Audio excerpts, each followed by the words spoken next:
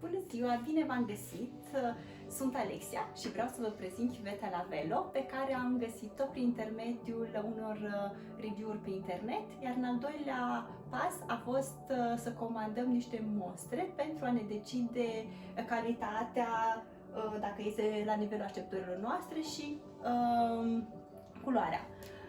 Calitatea ne-a plăcut foarte mult, ceea ce puteți observa și acum. Am ales un mic pattern cu o culoare. În același timp am decis să personalizăm chiuveta. Am dat pentru a avea dozator pentru detergent de vase în locul în care ne l-am dorit. De asemenea, tot de la Lavelo am ales și robinetul. Au mai multe modele, noi am decis să folosim acesta. Ceea ce vreau să vă spun despre chiuvetele Lavelo este că au un suport client foarte reactiv. De fiecare dată când am avut niște întrebări, au fost aici să ne ajute cu sfaturi.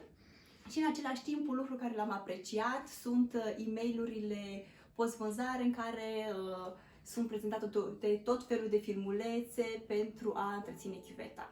Vă recomandăm chiuvetele Lavelo din suflet!